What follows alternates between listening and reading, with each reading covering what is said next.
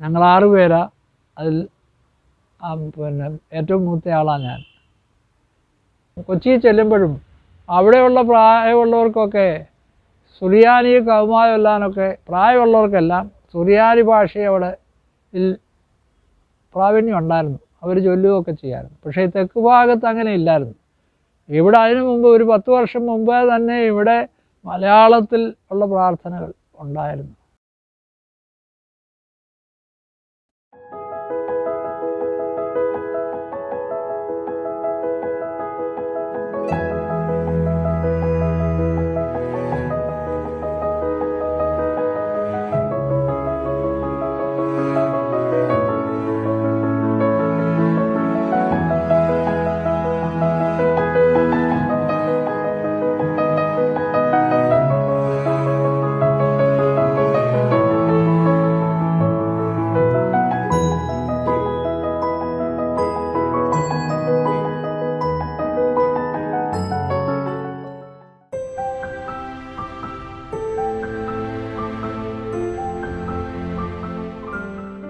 അന്ന് ഞങ്ങളുടെ സെമിനാരി ബാച്ച് ആ കാലഘട്ടത്തിലെ വലിയൊരു ബാച്ചായിരുന്നു.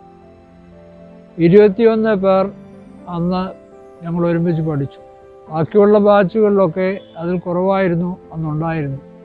പിന്നീടാണ് 30, 35, 40 ഒക്കെ ആളുകൾ വർഷം തോറും പഠിക്കുവാൻ തുടങ്ങി. പ്രത്യേകിച്ച് ആ കാലഘട്ടത്തിൻ്റെ ഒരു പ്രത്യേകത 2 വിഭാഗത്തിൽപ്പെട്ട ആളുകളും ഒരുമിച്ച് പഠിച്ച ഏതാണ്ട് അവസാനത്തെ ബാച്ചാണ് അതെന്ന് പറയാം. 1970 കൽപ്പന വന്നത് മുഖാന്തരം സഭയിൽ ഏറെ പ്രയാസങ്ങളും പ്രശ്നങ്ങളും ഒക്കെ ഉണ്ടായിത്തുടങ്ങി. അന്ന് ഞങ്ങൾ പഠിച്ചവരെല്ലാവരും തന്നെ മറുവിഭാഗത്ത് ഉണ്ടായിരുന്നവരും എല്ലാവരും തന്നെ ഒരുമിച്ച് പഠിച്ച് കോഴ്സ് പൂർത്തിയാക്കി. സാമ്പത്തികമായി സെമിനാരി വളരെയധികം പ്രതിസന്ധിയിലായിരുന്ന ഒരു കാലഘട്ടമാണ്.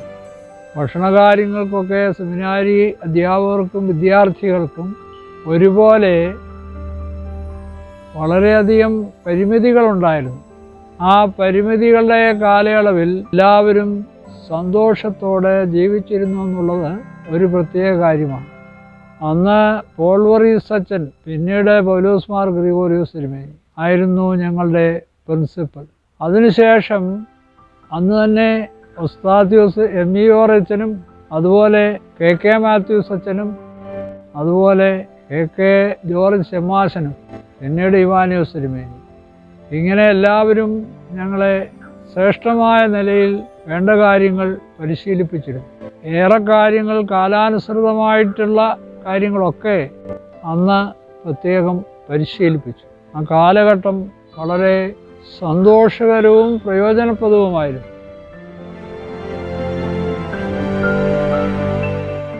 വളരെ പ്രയോജനപ്രദമായ പല കാര്യങ്ങളും ഞങ്ങളെ പരിശീലിപ്പിച്ചു. ഇന്ന് വേദപുസ്തകത്തിലെ ചില കാര്യങ്ങൾ പഠിപ്പിക്കുമ്പോൾ ഇത്രയും ദീർഘമായ ചിന്തയോടുകൂടി പഠിപ്പിക്കുന്നു എന്നെനിക്കറിയത്തില്ല. ഉദാഹരണമായി പറഞ്ഞാൽ അപ്പോസ്തല പ്രവൃത്തികളിൽ യെരുശലേമിലെ സഭയ്ക്ക് പട്ടിണിയുണ്ടായി. അതിൻ്റെ കാരണത്തെക്കുറിച്ച് സാമ്പത്തിക ശാസ്ത്രം അനുസരിച്ചുള്ള കാര്യങ്ങൾ കൂടെ പറഞ്ഞു. അതിപ്പോൾ പഠിക്കുന്ന ചിലരോട് ചോദിച്ചപ്പോൾ ഇപ്പോൾ ആരും അതൊന്നും പറഞ്ഞിട്ടില്ലെന്ന് പറഞ്ഞു. അതിപ്രകാരമാണ്. അന്ന് ലഭിച്ചിരുന്ന ഇതൊക്കെ വിറ്റുപെറുക്കി ആളുകൾ എല്ലാവരും ഒരുമിച്ച് കഴിച്ചു. അപ്പോൾ ജോലി ചെയ്യുന്നില്ല, ചെലവാക്കിക്കൊണ്ടേയിരിക്കുന്നു. അത് സാമ്പത്തിക ശാസ്ത്രം അനുസരിച്ച് ഒരിക്കലും ശരിയായി. അതുകൊണ്ടാണ് യെരുശലേമിലെ സഭയ്ക്ക് പ്രയാസമുണ്ടായത്. അതുകൊണ്ടല്ല മറ്റുള്ളവരൊക്കെ യെരുശലേമിലെ സഭയ്ക്ക് വേണ്ടി ദാനം സ്വീകരിക്കുകയും ഒക്കെ ചെയ്തു. പരിശുദ്ധനായ പൗലോസ്ലീഹ അത് പല സ്ഥലങ്ങളിലും പറയുന്നു. അവർക്ക് വേണ്ടി ഉള്ള ദാനം വലുതായ നിലയിലുണ്ടെങ്കിൽ അത് ഞാനും കൂടെ പോയി അത് അവിടെ ഫലമേൽപ്പിക്കാം എന്ന് പറഞ്ഞു.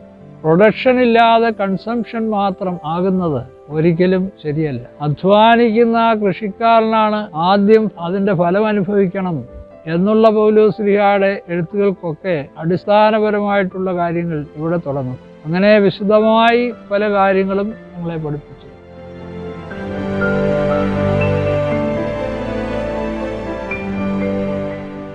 പ്രത്യേകിച്ച് കെ.എം. അലക്സാണ്ടർ അച്ഛൻ പഴയ നിയമം പഠിപ്പിച്ചിരുന്നു എന്നുള്ളത് ശരിയാണെങ്കിലും അതിൽ കൂടുതലായി ജീവിതത്തിൽ അറിഞ്ഞിരിക്കേണ്ട കാര്യങ്ങൾ, സഭയോടുള്ള സ്നേഹം, ദൈവത്തോടുള്ള ഭക്തി, ഇങ്ങനെയുള്ള കാര്യങ്ങളെക്കുറിച്ച് എപ്പോഴും ഓർപ്പിച്ചുകൊണ്ടേയിരുന്നു. അതൊരു പ്രധാനപ്പെട്ട കാര്യമാണ്. അതുപോലെ കോരുതച്ഛൻ്റെ, മൽപ്പാനച്ഛൻ്റെ ആ സ്നേഹം, ഏബ്രഹാം മൽപ്പാനച്ഛൻ്റെ ക്ലാസ്സുകൾ എന്ന് പറയുമ്പോൾ അദ്ദേഹത്തിൻ്റെ ഒരു നൈർമല്യാവസ്ഥയിൽ നിന്നാണ് പറയുന്നത്. ഒരു ഭാഗം പഠിപ്പിക്കുമ്പോൾ പരീക്ഷയുടെ കാര്യം വരുമ്പോൾ വിദ്യാർത്ഥികൾ പരീക്ഷയുടെ ചോദ്യം അറിയാൻ വേണ്ടി ചോദിക്കും, അച്ഛാ ഇന്ന ഭാഗമുണ്ടോ? ഇല്ല. ഇന്ന ഭാഗമുണ്ടോ? ഇല്ല. ഇന്ന ഭാഗമുണ്ടോ? അത് ഞാൻ പറയത്തില്ല എന്ന് പറഞ്ഞാൽ അത് തന്നെ ആയിരിക്കും പരീക്ഷയ്ക്ക് പഠിക്കാനുള്ളതെന്നുള്ള ആ ഒരു ഇതൊക്കെ നൽകിയിരുന്നു. അത് അദ്ദേഹത്തോടുള്ളൊരു അടുപ്പം, നൈർമല്യം അദ്ദേഹത്തിനെ സംബന്ധിച്ചിടത്തോളം പ്രത്യേകമായിരുന്നു. ബർണബാസ് തിരുമേനി KK മാത്യൂസ് അച്ഛനായിട്ടാണ് വളരെയധികം സ്ട്രിക്റ്റ് ആയിരുന്നു. എന്നാൽ അതേ സമയത്ത് എത്ര വഴക്ക് പറഞ്ഞാലും അടുത്ത നിമിഷത്തിൽ അതൊന്നും മനസ്സിൽ വെച്ചുകൊണ്ട് പിന്നെ പെരുമാറത്തില്ല. അങ്ങനെ ഒരു സ്നേഹവാനായ വ്യക്തിയായിരുന്നു. അതുപോലെ തന്നെ മാനേജരായിരുന്ന വർഗീസ് അച്ഛൻ, താമരവേലിലെ വർഗീസ് അച്ഛൻ, അദ്ദേഹവും അതുപോലെയായിരുന്നു. അദ്ദേഹം കുട്ടികളോടുള്ള സ്നേഹവും ആത്മാർത്ഥതയും എല്ലാവരുമായിട്ടുള്ള ഒരു ബന്ധത്തിലുമൊക്കെ ധാരാളം കാര്യങ്ങൾ ചെയ്തിരുന്നു. തിരുമേനി സമ്മാസനായിട്ടാണ് ഞങ്ങളെ പഠിപ്പിച്ചത്. തിരുമേനി അത് പഠിപ്പിച്ചത് ഗ്രീക്കായിരുന്നു. വിശുദ്ധ യൂഹാരോൻ ആണ്, സുവിശേഷമാണ് തിരുമേനി പ്രധാനമായി പറഞ്ഞിരുന്നത്. തിരുമേനി ഏറെക്കാലം വെളിയിലായിരുന്നുകൊണ്ട് ഇംഗ്ലീഷും മലയാളവും ഒക്കെ ചേർന്ന് വരും സംസാരിക്കുന്നു. പിന്നീട് അതെല്ലാം വ്യത്യാസമായി. പ്രിൻസിപ്പാൾ ചർച്ച് മിനിസ്ട്രി സാക്രമെൻറ്റ് അതേക്കുറിച്ച് പഠിപ്പിച്ചിരുന്നു. അതുപോലെ തന്നെ ഓരോ കാര്യങ്ങളും പ്രത്യേകം പറയും. ഈ മഹത്വവസ്ത്രം, തേജോവസ്ത്രം എന്നുള്ള കാര്യങ്ങളൊക്കെ തിരുമേനി എടുത്തെടുത്ത് സംസാരിക്കുക. മഹത്വവസ്ത്രം എന്നുള്ളത് തിരുമേനിയുടെ ഒരു പ്രത്യേക മനസ്സിലുള്ള ഒരു ആശയമാണ്. അതുപോലെ ലോകത്തെക്കുറിച്ചുള്ള പല കാര്യങ്ങളെക്കുറിച്ചുള്ള അറിവും തിരുമേനി പറയുമായിരുന്നു. അങ്ങനെ മറ്റു പല കാര്യങ്ങൾ അറിയാനും മനസ്സിലാക്കാനുള്ള അടിസ്ഥാനപരമായ കാര്യങ്ങളൊക്കെ അവരിൽ നിന്നെല്ലാം ലഭിച്ചു.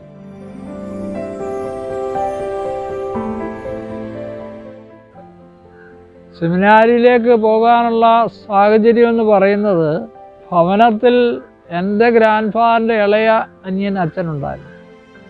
WC വർഗീസ് അച്ഛൻ എന്നായിരുന്നു അച്ഛൻ്റെ പേര്. അച്ഛന് നമ്മുടെ കോർപ്പറേറ്റ് മാനേജ്മെൻറ്റിലെ മാസ്റ്ററായിട്ടാണ് റിട്ടയർ ചെയ്യുന്നത്. അച്ഛനൊക്കെ 1920കളിലാണ് സെമിനാരി പഠിച്ചത്. അപ്പോൾ പരിശുദ്ധ വട്ടശ്ശേരി തിരുമേനിയും പരിശുദ്ധ ഗീവർഗീസ് എംബാവ തിരുമേനിയും ഒക്കെ അവിടെയുണ്ട്. ആ കാലഘട്ടത്തെക്കുറിച്ച് അവരിൽ നിന്നൊക്കെ ഒത്തിരി കേട്ടിട്ടുണ്ട്. എന്നാൽ ഞാൻ കണ്ടിട്ടില്ലാത്ത, ഞാൻ ജനിക്കുന്നതിന് 1 വർഷം മുമ്പ് മരിച്ച ആളാണ് ആറ്റുമാലൂസ് കറിയാക്കത്തിന പരിശുദ്ധ ദിവന്നാസ്യോസ് പഞ്ചാബൻ പുലിക്കോട്ടിലെ 2ാമത്തെ തിരുമേനിയുടെ കൂടെ അദ്ദേഹം ഏറെക്കാലം ഉണ്ടായിരുന്നു. അദ്ദേഹത്തിൽ നിന്നാണ് അദ്ദേഹം പട്ടുകേൽക്കുകയും ചെയ്തത്. അത് എൻ്റെ ഗ്രാൻഡ് ഫാദറിൻ്റെ പുറകിലത്തെ തലമുറയിൽപ്പെട്ട. പിന്നെ വല്യപ്പച്ചൻ, എൻ്റെ ഫാദറിൻ്റെ ഫാദർ ഏറെ കാര്യങ്ങൾ പഴയ കാര്യത്തെക്കുറിച്ച് പറയുമായിരുന്നു. അതായത് അവർക്ക് സാമാന്യ വിദ്യാഭ്യാസം ഉണ്ടായിരുന്നെങ്കിലും വളരെ കാര്യങ്ങളൊക്കെ പറഞ്ഞ് മനസ്സിലാക്കാനുള്ള കഴിവുണ്ടായിരുന്നു. സൃഷ്ടിയുടെ ആരംഭത്തിൽ എന്ന തത്വം അതുപോലെ അങ്ങോട്ട് എല്ലാവരും കരുതുന്നുവെന്ന് എനിക്കറിയത്തില്ല. സൃഷ്ടിയുടെ ആരംഭത്തിന് മുമ്പ് പിതാവും പുത്രനും പരിശുദ്ധാത്മാവുമായ ത്രിയേക ദൈവം ഒരുമിച്ച് ആലോചന കഴിച്ചതായിട്ട് ഉൽപ്പത്തി പുസ്തകത്തിൽ ചെറുതായൊരു പറയുന്നുണ്ട്. ആ കാര്യങ്ങളെക്കുറിച്ചൊക്കെ ഇവർക്ക് നിശ്ചയമുണ്ടായിരുന്നു. അതിനെക്കുറിച്ച് പറയുമ്പോൾ തീർച്ചയായിട്ടും അത് ശ്രദ്ധിക്കേണ്ട ഒരു കാര്യമാണ്. അന്നത്തെ മാതാപിതാക്കൾ ഒരാൾ സെമിനാരിയിൽ പോകാനുള്ള മനസ്സൊക്കെ എന്ന് പറഞ്ഞാൽ പ്രയാസമാണെന്നൊക്കെ പറഞ്ഞാലും പിന്നീട് അവരുടെ ജീവിതത്തെ വേണ്ട വിധത്തിൽ വേണ്ട വഴിയിൽ വിടുമായിരുന്നു. നീ അച്ഛനാകാനുള്ളതാണ്, പൗരോഹിത്യ ജീവിതത്തിലേക്ക് വരാനുള്ളതാണ് എന്ന് പറഞ്ഞ് ചില കാര്യങ്ങളൊക്കെ പ്രത്യേകം ഓർമ്മിപ്പിച്ചേ ഉണ്ടായിരുന്നു. എന്നാൽ ഇന്ന് ആ ഒരു നിലയിലുള്ള മാതാപിതാക്കളിൽ നിന്ന് ലഭിക്കുന്നുവെന്ന് ചോദിച്ചാൽ ഞാൻ പലരോടും എനിക്ക് ശേഷം പഠിച്ച ആധുനിക കാലത്ത് പഠിച്ചിട്ടുള്ളവരോട് ചോദിക്കുമ്പോൾ അങ്ങനെ ഒന്നും കാണുന്നില്ല.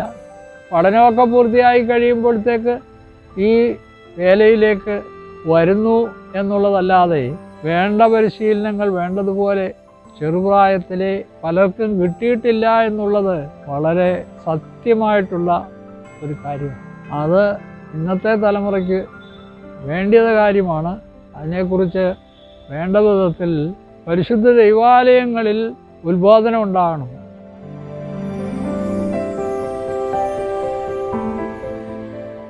സെമിനാരിയിലേക്ക് പോകാനോ വൈദികവൃത്തിയിലേക്ക് പോകാനോ ആരെങ്കിലും ആഗ്രഹിക്കുമ്പോൾ അവരുടെ ജീവിതത്തിൽ ഒരു മുന്നൊരുക്കം ഉണ്ടാകണം.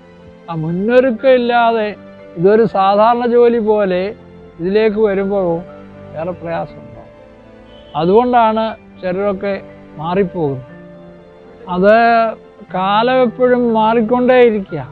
അതിങ്ങനെ സ്റ്റാറ്റിക് അല്ല, അത് ഇങ്ങനെ മാറിക്കൊണ്ടേയിരിക്കുന്ന ഒന്നാണ്. അതുകൊണ്ട് അതാത് കാലത്തിൻ്റെ പ്രത്യേകതകൾ എപ്പോഴും ഉണ്ടായിരിക്കും.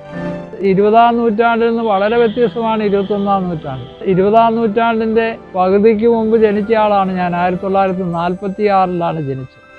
അതുമാത്രമല്ല, ഒരു അസ്വതന്ത്ര ഭാരതത്തിലാണ് ജനിച്ചത്. അതുപോലെ സഭയെ സംബന്ധിച്ചിടത്തോളം പൂർണ്ണമായ ഒരു സ്വാതന്ത്ര്യവും ലഭിച്ചിട്ടില്ല. 1958 കോടതി വിധിയോടുകൂടി ഏറെ കാര്യങ്ങൾ പരിശുദ്ധ സഭയ്ക്കുണ്ടായി.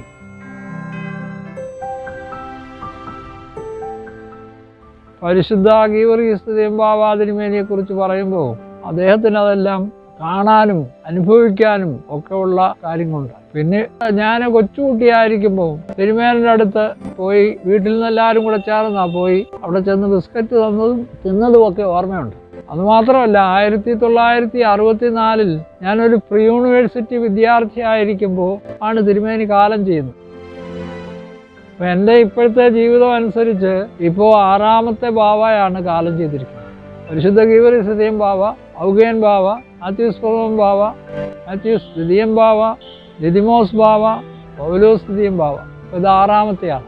ഈ 6 പേരും കടന്നുപോയത് ഓർമ്മയോടെ ഉള്ള കാലത്ത് തന്നെ.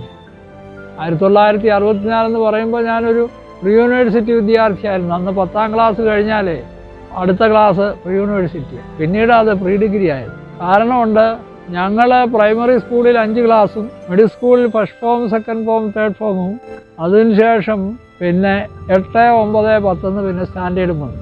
സർട്ടിഫിക്കറ്റ് ബുക്കിൽ 10 വർഷമേ രേഖപ്പെടുത്തിയിട്ടുണ്ടെങ്കിലും ഞങ്ങൾ 11 വർഷം പഠിച്ചവരാണ്. അതുകൊണ്ട് ഞങ്ങൾക്ക് പ്രീ യൂണിവേഴ്സിറ്റിക്ക് വന്നപ്പം അതിനു മുമ്പ് ഇൻ്റർമീഡിയറ്റ് ആയിരുന്നു. ഇൻ്റർമീഡിയറ്റുകാർക്ക് 2 വർഷം പഠിക്കണമായിരുന്നു. ഞങ്ങൾ പ്രീ യൂണിവേഴ്സിറ്റിക്കാർക്ക് 1 വർഷം പഠിച്ചാൽ മതിയായിരുന്നു. അതിനുശേഷമാണ് പ്രീ ഡിഗ്രി കോഴ്സ് ഉണ്ടാകുന്നത്. 1985 മെയ് 15 പരിശുദ്ധ പൗലോസ് തൃതീയൻ ബാവ തിരുമേനി മാവേലിക്കര വെച്ച് വാഴിക്കപ്പെട്ടു. പരിശുദ്ധ മാത്യൂസ് പ്രഥമൻ ബാവയാണ് ആ ശുശ്രൂഷകൾക്ക് എല്ലാം നിന്നതെങ്കിലും ഇടയ്ക്ക് ഷുഗർ താണുപോയി. പിന്നെ ഇടയ്ക്ക് കുറേ കാര്യങ്ങളെല്ലാം നടത്തിയത് പരിശുദ്ധ മാത്യൂസ് തൃതീയൻ ബാവ, അന്നത്തെ മാത്യൂസ് മാർ കൂർലോസ് തിരുമേനിയാണ്.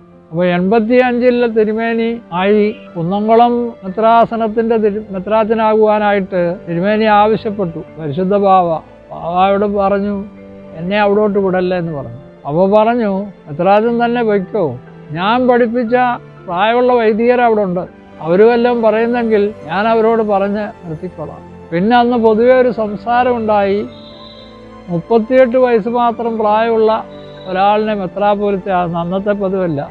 പരിശുദ്ധനായ പരിമല തിരുമേനി കഴിഞ്ഞാൽ ഇത്രയും പ്രായം കുറഞ്ഞായത് മാത്യൂസ് മാർ കൂർലോസ് തിരുമേനിയും തിരുമേനിയുമാണ്. അപ്പോൾ പറഞ്ഞു, പ്രായം എന്ന് പറഞ്ഞപ്പോൾ ആളുകൾ പറഞ്ഞപ്പോൾ പരിശുദ്ധ മാത്യൂസ് തിരുമേനി പറഞ്ഞത് അല്പം നർമ്മം ചേർത്ത് പറയുകയാണ്, പ്രായമായിക്കൊള്ളും എന്ന് പറഞ്ഞു. അത് അനർത്ഥമായി. ഏറെ പ്രയാസങ്ങൾ ഈ കുന്നംകുളം ഭദ്രാസനത്തിലുണ്ടായിരുന്നു. അവർ 5 പേരാണ് ഒരുമിച്ച് വാഴിക്കപ്പെട്ടത്. കൊല്ലം മെത്രാസനത്തിൻ്റെ മെത്രാപ്പോലിത്തായി കാലം ചെയ്ത മാത്യൂസ് മാർ എപ്പിഫാനിയോസ് തിരുമേനി ആ ബാച്ചിലുള്ളതാണ്. അപ്പോൾ അവർ പറയുമായിരുന്നു, ഞങ്ങൾ 2 പേരും 2 കുളത്തിൽ നിന്നുള്ളതാണ്. എപ്പിഫാനിയോസ് തിരുമേനി ചെങ്കുളവും പൗലോസ് തൃതീയൻ ബാവ കുന്നംകുളവുമാണ്. അങ്ങനെ അവർ പറയുമായിരുന്നു. ഇവർ വളരെ ആത്മാർത്ഥതയും സ്നേഹവും ഒക്കെ ഉണ്ടായിരുന്നു. അങ്ങനെ ഒരു ബാച്ചായിരുന്നു അവർ. ഏറ്റവും പ്രായം കൂടിയത് എപ്പിഫാനിയോസ് തിരുമേനി, ഏറ്റവും പ്രായം കുറഞ്ഞത് പൗലോസ് തൃതീയൻ ബാവ തിരുമേനി ആയിരുന്നു. ആദ്യ കാലഘട്ടത്തിലൊക്കെ കുന്നംകുളത്തിൻ്റെ കാര്യങ്ങളും എനിക്ക് തൊട്ടു മുമ്പേ കൊച്ചി മെത്രാസനത്തിൻ്റെ മെത്രാപ്പോലിത്തയായിരുന്നത് ഭാഗ്യസ്മരണാർഹനായ യൂഹാനൻ മാർ സേവ്യർ തിരുമേനിയാണ്. തിരുമേനി കാലം ചെയ്ത് കഴിഞ്ഞിട്ട് ഏകദേശം 1 വർഷത്തോളം പരിശുദ്ധ മാത്യൂസ് പ്രഥമൻ ബാവയുടെ നിർദ്ദേശപ്രകാരം അഭിനന്ദനായ മെലിത്തിയോസ് തിരുമേനിയാണ്, അതായത് ബാവയാണ് കൊച്ചി ഭദ്രാസനത്തിൻ്റെ ചുമതല നടത്തിയിരുന്നത്. തിരുമേനിയാണ് അതിൻ്റെ കാര്യങ്ങളും റെക്കോർഡുകളും ഒക്കെ എന്നെ ഫലമേൽപ്പിക്കുന്നത്. അങ്ങനെ ഒരു കാര്യമുണ്ട്. പിന്നെ ഞങ്ങളുടെ സമയത്ത് തന്നെ പഠിച്ചവരിൽ മെത്രാപ്പോലീത്ത സ്ഥാനത്തേക്ക് ഉയർത്തപ്പെട്ടത് ഞങ്ങളുടെ ബാച്ചിൽപ്പെട്ട ഗീവർഗീസ് മാർ കൂർലോസ് തിരുമേനിയുമുണ്ട്. തിരുമേനി ഞങ്ങളുടെ പഠനകാലത്ത് 3rd ഇയറാണ്. പിന്നീട് ഫൈനൽ ഇയർ ആയിരുന്ന ഗബ്രിയേൽ മാർ ഗ്രിഗോറിയോസ് തിരുമേനിയും അന്ന് ഫൈനൽ ഇയറാണ്. കൂർലോസ് തിരുമേനി 3rd ഇയർ, ഞങ്ങൾ 1st ഇയർ. ഇത്രയും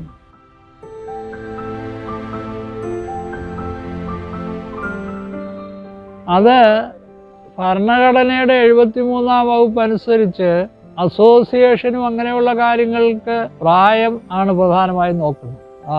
സീനിയർ എന്ന് പറയുമ്പോൾ ഭരണഘടനയുടെ 73-ാം വകുപ്പിൽ പ്രത്യേകം പറയുന്നുണ്ട്. അതനുസരിച്ച് അങ്ങനെയാണ് വരുന്നത്. എന്നാൽ പ്രാർത്ഥനകളും മറ്റുള്ള കാര്യങ്ങളൊക്കെ നടത്തുമ്പോൾ സീനിയോറിറ്റി അല്ലാത്തതാണ്. അപ്പോൾ ആ ഒരു കാര്യങ്ങൾ ഇപ്പം ശകല അതിനെക്കുറിച്ച് അങ്ങോട്ടും ഇങ്ങോട്ടും ഒക്കെ വർത്തമാനം പറയുന്നുണ്ട്. പക്ഷേ ക്ലീമീസ് തിരുമേനിയെ ആ സ്ഥാനത്തേക്ക് വരുത്തിയതിനകത്ത് ഒരു തെറ്റുമില്ല. അത് ഭരണഘടനയുടെ 73-ാം വകുപ്പ് അനുസരിച്ചാണ്. സീനിയർ എന്ന് പറയുന്നത് പ്രായം കൊണ്ട് സീനിയറാണെന്ന് പ്രത്യേകമായി എടുത്തു പറയുന്നു.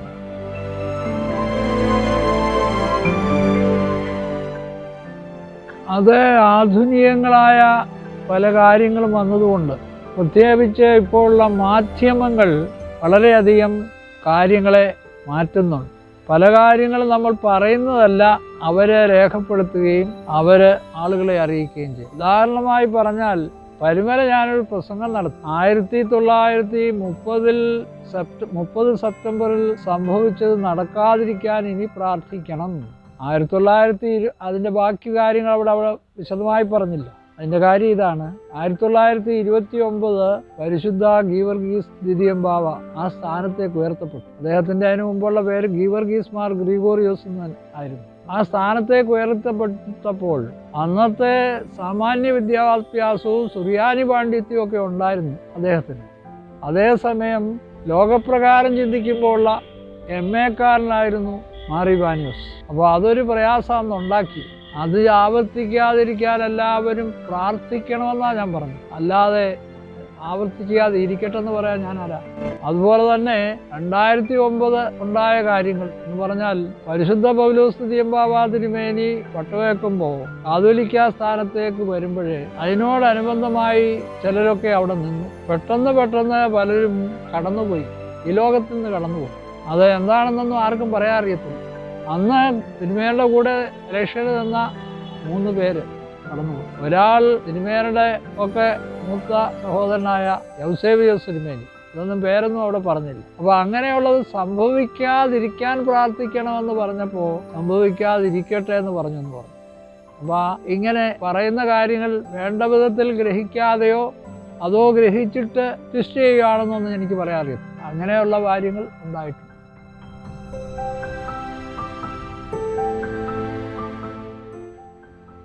അതിനൊരു കൃത്യമായൊരു ക്രൈറ്റീരിയൻ അഥവാ മാനദണ്ഡം പറയാനായിട്ടേ നമുക്ക് പറയാൻ സാധിക്കുന്നു.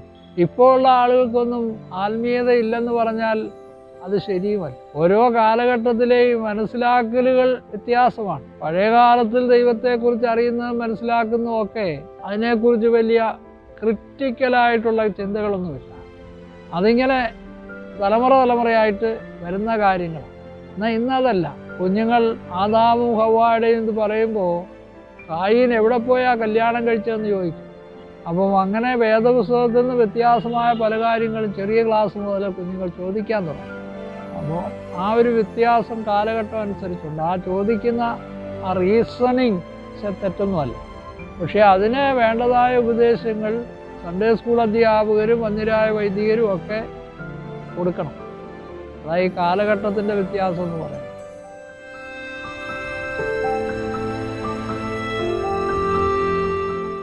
മനുഷ്യരെല്ലാവർക്കും വ്യത്യസ്തങ്ങളായ അഭിപ്രായങ്ങളുണ്ട്. ഒരാളുടെ എല്ലാ അഭിപ്രായത്തോടും മറ്റേ യോജിക്കുന്നതല്ല.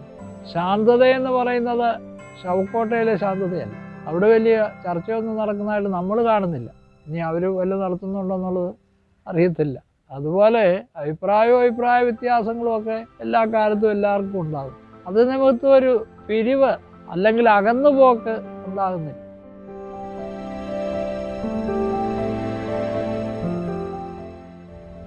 ദൈവത്തിൻ്റെ കരുതലാണ് നമ്മളെ എപ്പോഴും നടത്തുന്നത്. ജനങ്ങൾ പലപ്പോഴും മെജോറിറ്റി ആളുകളും അവരവരുടെ കാര്യങ്ങൾക്ക് മുഖ്യമായൊരു സ്ഥാനം കൊടുക്കും. അത് മെത്രാച്ചന്മാരും അങ്ങനെ തന്നെയാണ്. അതിനാരും എക്സംപ്റ്റഡ് അല്ല.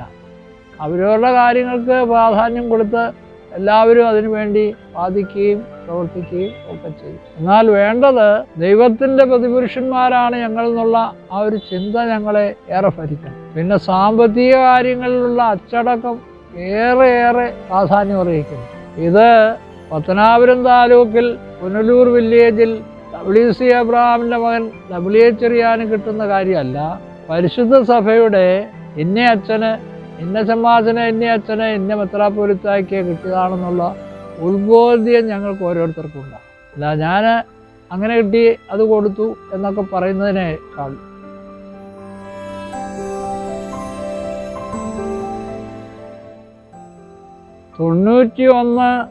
ഏപ്രിൽ മാസം 29 തിരുമേനി കാതോലിക്ക സ്ഥാനത്തേക്ക് ഉയർത്തപ്പെട്ടു. പിറ്റേ ദിവസം ഏപ്രിൽ 30 ഞങ്ങളെ 5 പേരെ എപ്പിസ്കോപ്പന്മാരായിട്ട് വാഴിച്ചു. പിന്നീടാണ് ഞങ്ങളെ മെത്രാപ്പൊലീത്തന്മാരാക്കി.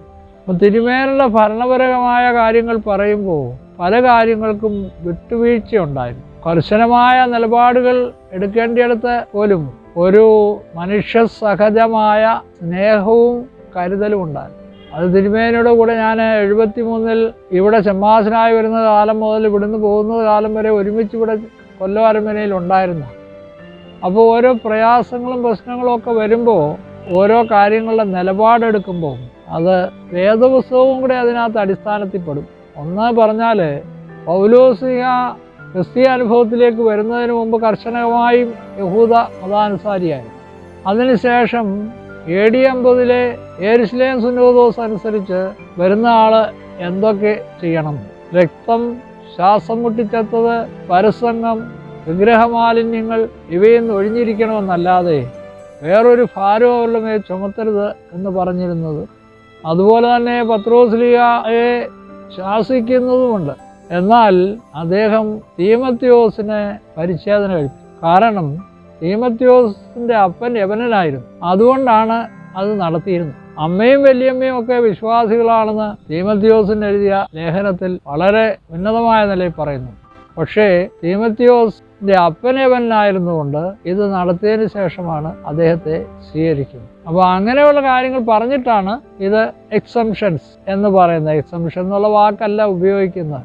സഭയുടെ പ്രവർത്തനങ്ങളിൽ ഉണ്ടാകുന്ന കരുതലുകൾ എന്നുള്ള നിലയിലാണ് സംസാരിക്കുന്നത്. കൽപ്പനകളെല്ലാം തിരുമേനി തന്നെ കൈപ്പടയിൽ എഴുതുകയും അല്ലെങ്കിൽ ഞങ്ങൾ ചമ്മാശന്മാരെ കൊണ്ട് എഴുതിപ്പിക്കുകയും ചെയ്തിരുന്നു. അതെല്ലാം അന്നത്തെ കാലത്ത് കൽപ്പന പുസ്തകം എന്ന് പറഞ്ഞൊരു പുസ്തകമുണ്ട്. ആ പുസ്തകത്തിൽ അത് വീണ്ടും റീറൈറ്റ് ചെയ്യണം.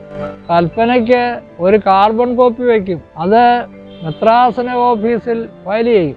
മറ്റേത് ആർക്കാണോ കൽപ്പന എഴുതുന്നത് അവർക്ക് അയച്ചു കൊടുക്കും. ആ കാർബൺ കോപ്പി അതാത് കൺസേൺഡ് ആയിട്ടുള്ളവരുടെ, പള്ളിയുടെ ആണെങ്കിൽ പള്ളിയുടെ, വൈദികരുടെ ആണെങ്കിൽ വൈദികരുടെ ഫയലുകൾ സൂക്ഷിച്ചിരുന്നു.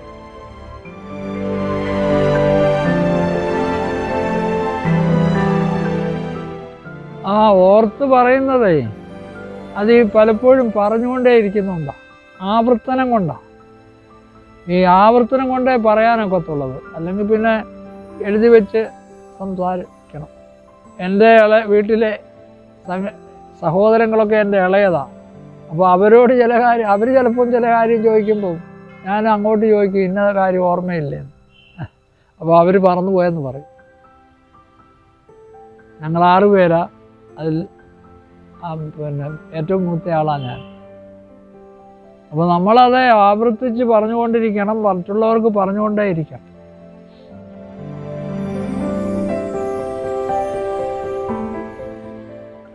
അത് എല്ലാ ദിവസവും വേദപുസ്തകം വായിക്കുകയാണ്. പരിശുദ്ധ മാത്യൂസ് തിരുബാവ തിരുമേനിയുടെ കാലം കൂടെ നടന്നപ്പം മുതൽ തുടങ്ങിയതല്ല, അല്ലെങ്കിൽ സെമിനാരി പോയപ്പോൾ തുടങ്ങിയതല്ല. എൻ്റെ ഗ്രാൻഡ് ഫാദറും എൻ്റെ ഗ്രാൻഡ് മദറും ഒക്കെ വൈകിട്ടും രാവിലെയും വേദപുസ്തകം വായിക്കുക. അതുപോലെ തന്നെ രഹസ്യ പ്രാർത്ഥനകളും ചൊല്ലിയിരുന്നു. ആ ഒരു പരിശീലനം. ഇപ്പോൾ ഈ രഹസ്യ പ്രാർത്ഥന ചൊല്ലുന്നതിനെക്കുറിച്ച് പലർക്കും വലിയ അഭിപ്രായമില്ല. അതിലെ ഒരു അക്ഷരത്തിന് അങ്ങനെ തെറ്റുണ്ട് ഇങ്ങനെ തെറ്റുണ്ടെന്നൊക്കെ പറയും. നമ്മുടെ കയ്യിലിരിക്കുന്ന രഹസ്യ പ്രാർത്ഥന എന്ന് പറഞ്ഞത് മലയാളത്തിലേക്ക് വന്ന പരിശുദ്ധ പരിമളത്തിരുമയുടെ കാലത്ത് അത് ആദ്യ ഭാഗം എഴുതി. അത് പൂർത്തിയാക്കുന്ന പരിശുദ്ധ ഗീവർഗീസ് ദ്വിതീയം ബാവ എറമ്പാനായിരിക്കുന്ന കാലത്ത് അത് പ്രസിദ്ധീകരിക്കുന്ന 1900-ലാണ്. എന്നാൽ അന്ന് കോനാട്ടെ മലയാള പുസ്തകം ഉണ്ടാക്കുന്ന 1910-ലാണ്. 10 വർഷത്തിന് ശേഷമാണ്. കാരണം ഞാൻ കൊച്ചിയിൽ ചെല്ലുമ്പോഴും അവിടെയുള്ള പ്രായമുള്ളവർക്കൊക്കെ സുറിയാനി കൗമാരം ചൊല്ലാനൊക്കെ പ്രായമുള്ളവർക്കെല്ലാം സുറിയാനി ഭാഷയെ അവിടെ പ്രാവീണ്യം ഉണ്ടായിരുന്നു. അവർ ചൊല്ലുകയൊക്കെ ചെയ്യാറുണ്ട്. പക്ഷേ തെക്ക് ഭാഗത്ത് അങ്ങനെ ഇല്ലായിരുന്നു. ഇവിടെ അതിനു മുമ്പ് ഒരു 10 വർഷം മുമ്പേ തന്നെ ഇവിടെ മലയാളത്തിൽ ഉള്ള പ്രാർത്ഥനകൾ ഉണ്ടായിരുന്നു. എൻ്റെ കയ്യിലിരിക്കുന്ന ഒരു പുസ്തകത്തിൽ വാക്യവും പ്രതിവാക്യവും അന്നത്തെ കുർബാനക്രമത്തിൽ ഉണ്ടായിരുന്നു. പിതാവാം ദൈവത്തിൻ്റെ സ്നേഹവും ഏകജാതൻ്റെ കൃപയും പരിശുദ്ധരുടെ സംബന്ധവും സഹവാസവും നാം എല്ലാവരുടെ മേലും ഉണ്ടായിരിക്കട്ടെ എന്നുള്ളത് പൂർണ്ണമായി ആ കുർബാനക്രമത്തിലുണ്ട്. ആ കുർബാനക്രമം എൻ്റെ അലമാരിയിൽ ശാസ്താംകോട്ട സൂക്ഷിച്ചിട്ടുണ്ട്, ബൈബിൾ സ്കൂളിൽ.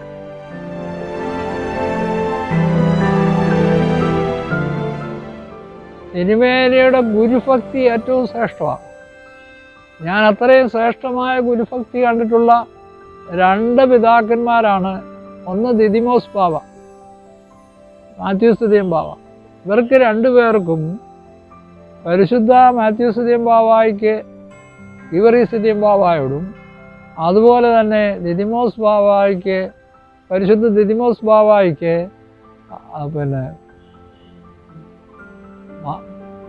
പത്തനാപുരത്തെ വലിയ തിരി തോമാമാർ ദിവന്നാസ്യൂസ് തിരുമേനിയോടുള്ള ഭക്തി അവർണ്ണനീയമാണ്, വർണ്ണിക്കാൻ പറ്റത്തില്ല. അങ്ങനെ വേറെ ഞാൻ അധികം പേരെയൊന്നും കണ്ടിട്ടില്ല. പ്രത്യേകിച്ച് ഇതിൽ വരുമ്പോൾ പലപ്പോഴും വന്ന വഴികൾ മറക്കുന്ന കാലമായിരുന്നു. എന്നാൽ അവർ 2 പേരും ആ കാര്യത്തിൽ അങ്ങനെ അല്ലായിരുന്നു. അവർ എപ്പോഴും ഇവരെ 2 പേരെയും കുറിച്ച് പറയുമ്പോൾ വികാരഭരിതരായിട്ടേ സംസാരിക്കത്തുള്ളൂ. അതുപോലെ തന്നെ ബാബാ തിരുമേനി പറഞ്ഞു തന്നിട്ടുള്ളത് പല കാര്യം പറയും. ഇങ്ങനെയൊക്കെയാ എന്നെ പരിശുദ്ധ ഗീവർഗീസ് ബാബ പറഞ്ഞു തന്നു. അപ്പോൾ ഒരിക്കൽ ചോദിച്ചു, ഈ ശിശു സഹോദരന്മാരോട് എന്താ ഇത്ര കൂടുതൽ കാര്യം?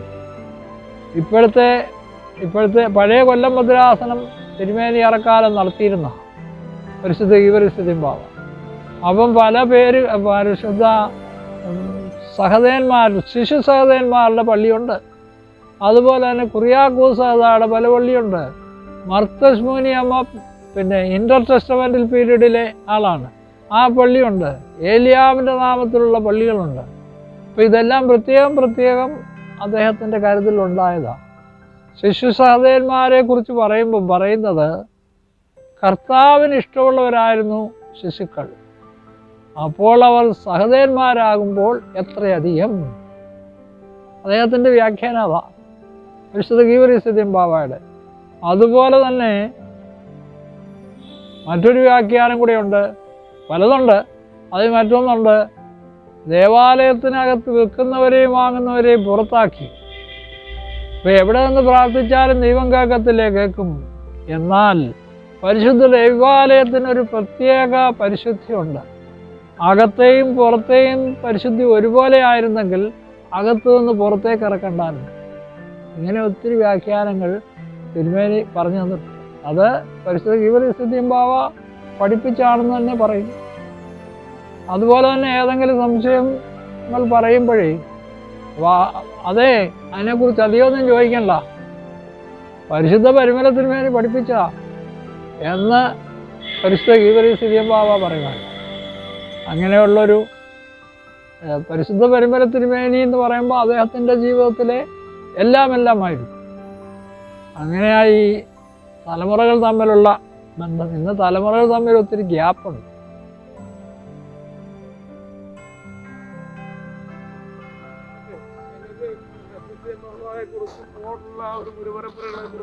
സംസാരിക്കണം. ഇന്നല്ല ഒരു സൗകര്യപ്രദമായ സമയത്ത് ശാസ്താംകോട്ടയിലും കാണാൻ തിരുവേനുള്ള സമയത്ത് ഒന്ന് വന്നോട്ടെ.